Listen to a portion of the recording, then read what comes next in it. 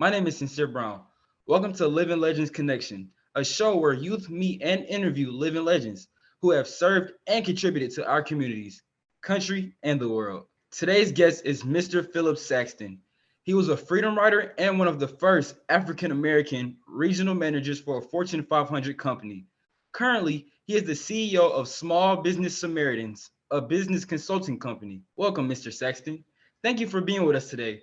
What advice would you give to the youth that would like to achieve and be successful in life? The one word that I would share with you would be the word self-discipline.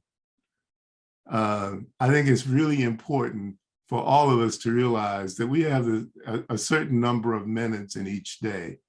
Whether you're Jeff Bezos, the richest man in the world, or whether you're very poor, both individuals have the same number of words, same number of minutes, same number of minutes in the day. The question is, what are you going to do with your minutes? And I think that revolves around the whole concept of self-discipline. If you have a goal or a vision or something you want to achieve, and you devote your time and energy to achieving that, then you will be successful in life. We will have questions from other students in our class. Hi, my name is Naya. I'm 13 years old and I go to Bank Stevens Middle School. My grandmother has been an entrepreneur for 18 years, and I would like to know what inspired you to work with small businesses. Small businesses are the organizations in the United States that create jobs. Indeed, 70% of all jobs that are created by small business people. It gives me great joy to help those businesses grow, help them develop to a point where they begin to hire other people. And that's exciting because when someone gets a vision to start a small business, start it, invest their own capital in it, and then create jobs for others, the jobs that they're creating are feeding those other families. That is exciting and is something worthwhile to dedicate your life to in terms of helping those businesses be successful. Okay, thank you. Welcome. My name is Ben Ridley. I'm 14. I attend Clifton Ridge Middle School.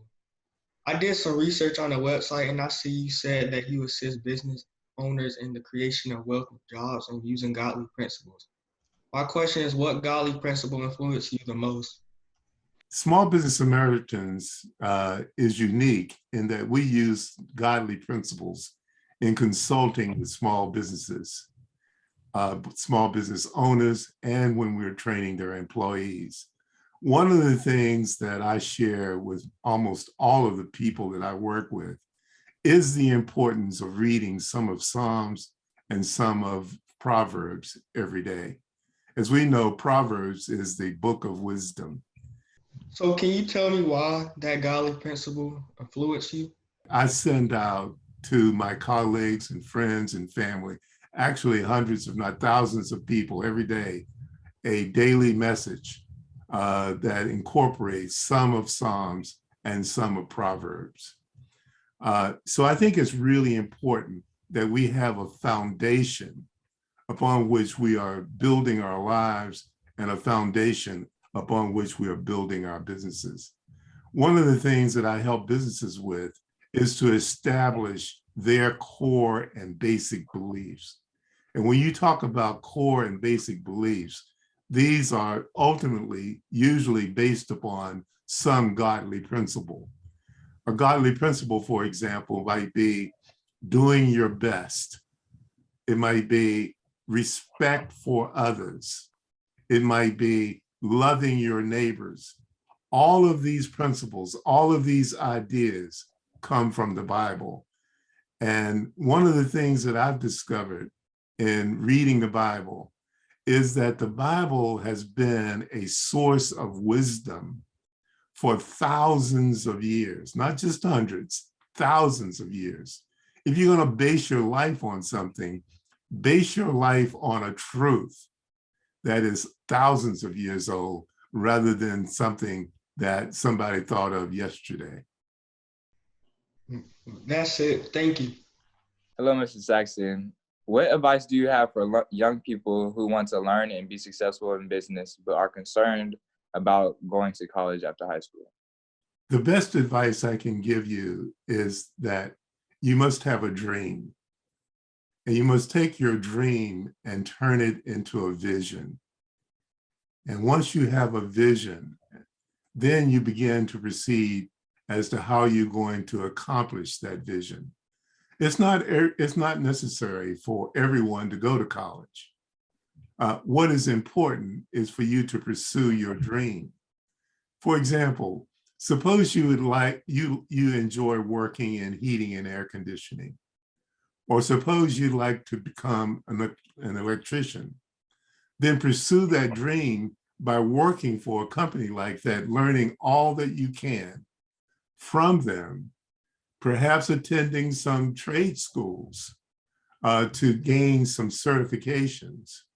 But that dream can lead you to a highly successful life, a very profitable life, because those kinds of jobs really pay extremely well.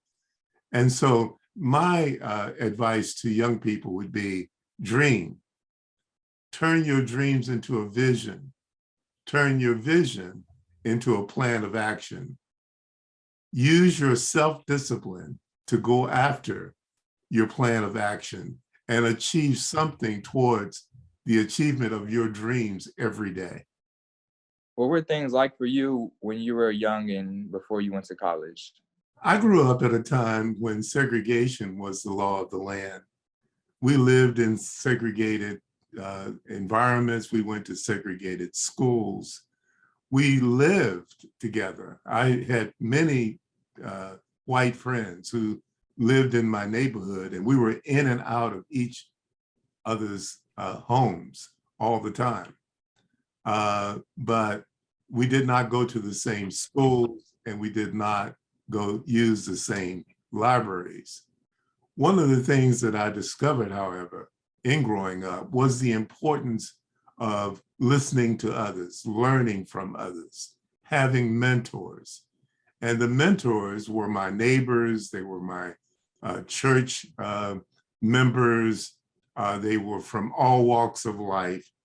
And when you have mentors that you listen to, your parents or your mentors, then you can learn how to matriculate through society, no matter what your disadvantages are.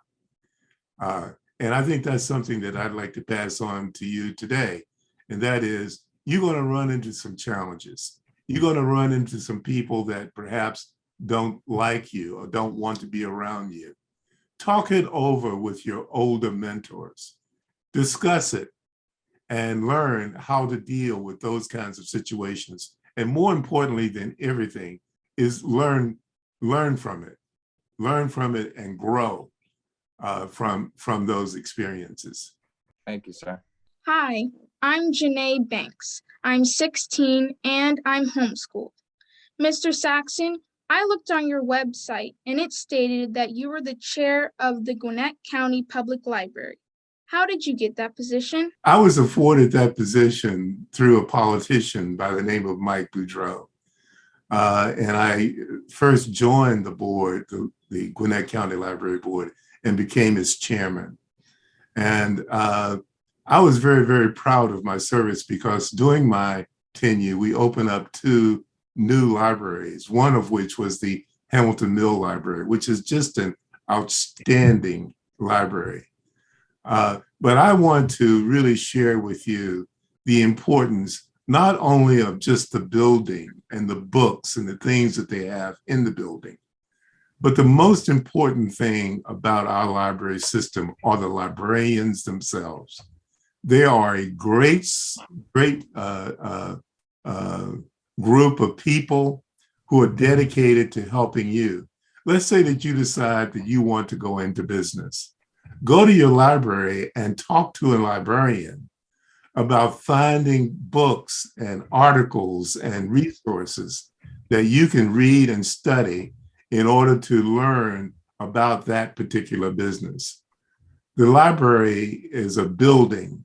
The building contains all kinds of resources, books, tapes, places for you to sit and enjoy and relax and learn. But the most important part about a library are the employees of that library. Use them to your advantage, adopt them, use them as mentors. And I think if you take it from that standpoint, you will gain the greatest benefit of our library system. My name is Dylan. I'm 13 years old, and I attend Ridgeview Middle School in Fulton County. And my question to you is, what inspired you to work in that position in the first place? When I was in college at Fisk University, they installed a brand new IBM computer. And I got a chance to meet the IBM people who installed that computer for us. And they gave me some books to read. And one of those books was a book on how to code using Fortran. And I read through that book within a couple of days and taught myself how to code. And I became quite good at it. And I used to spend hours and hours using that computer. Sometimes I would be in the computer lab the whole weekend. When I graduated from Fisk and went on to graduate school, IBM, knowing about that experience, actually came after me. I never applied to work with IBM. They wanted to hire me. And I decided that that would be a good experience. And so I joined the company and I went through 13 months of training. And one of the things that I have the distinction of as a student was the first person within the IBM Corporation who could write code and not have any errors in that code. I don't think anyone has broken my record even until today. So that's sort of the way I became interested in corporate America. And then once I got into corporate America and I saw all of the other opportunities in management, opportunities in education, opportunities in engineering, I began to move into other areas and began to take advantage of those opportunities, and was promoted several times up the ladder until I got to a point where I was at the corporate level, and I had the responsibility for all of education within the IBM Corporation. Mr. Saxton, I know you attend Fisk University, and the late Congressman John Lewis attended also. Were you a student at Fisk when John Lewis was there? Yes, I was a student at Fisk when John Lewis was there. John Lewis went to a theological seminary and got his degree there. And then he enrolled in Fisk and also obtained a degree from Fisk University. John was a little bit older than I was, but he was always an impressive man. And I remember even to this day, he would sometimes sit out on the lawn in front of the Fisk University Library, and he would study on the lawn. And the next thing you know, other students, younger students like me, would go over and sit with him. And next thing you know, we had a whole row of people that surrounded him just to listen to him talk about freedom, talk about democracy, talk about the importance of voting. John Lewis, even in his early 20s, was a leader, and it was so much fun and enlightening just to be around him. And so, yes, I knew him. I got to know him very, very well. And he was one of the most impressive people that I've ever met. I've met presidents of the United States, but I don't think anyone can touch the way John Lewis could have an impact on you. He was a fantastic man. Really, really proud of him, and proud that I lived in the same area, Atlanta, Georgia, where John Lewis practiced his craft. We owe a lot to him, one of the things that we should always remember is the importance of voting, because he dedicated his life to that mission. Mr. Saxton, I know you're a physicist, and as a young person today, I think one of the biggest issues is climate control. What's your standing on climate control? First, let me tell you that climate control is real. It's a real problem, and it's something that we really must address. I'm a scientist by trade. I'm a physicist, and I understand what's going on in terms of climate control. And as young people, this is something that you really need to think about and dedicate your life to, because if we don't do something about what it is that how we are using the resources that we have on this planet Earth, we're all going to be in trouble. Mr. Saxton, you were a freedom rider when you were a young man. You overcame racism and became a successful businessman. Unfortunately, we still have racism today. What advice could you give to the young people to help us overcome racism today? It is important for you to make up in your mind that you're going to love your neighbor. Who is your neighbor? Your neighbor are the people that live on your street. Your neighbors are the people that you go to church with. Your neighbors are people that you go to school with. Your neighbors are white, Black, Korean, Vietnamese. Your neighbors come from all walks of life. Get to know them. And to know them is to learn their name. Learn the names of your neighbors. Talk to your neighbors. Invite your neighbors into your home. Go out to lunch with them. Experience things with them, like attending basketball games or football games or various kinds of events that you have in school. I think when we practice love, there's no room for racism. Let me say that again. When we practice love, there's no room for racism. The people that you think may dislike you, when they see love coming from your heart, when they see that coming out, then it's very, very difficult for them to hate you. And so it is important for each one of us to make it up in our mind that we are going to love our neighbors. And in that process, if everyone begins to touch the lives of other people, then we can eradicate racism. Mr. Saxton, thank you for joining us today. It was an honor meeting you. And thank you for working diligently to help small businesses in our community. Thank you for all your work, sir.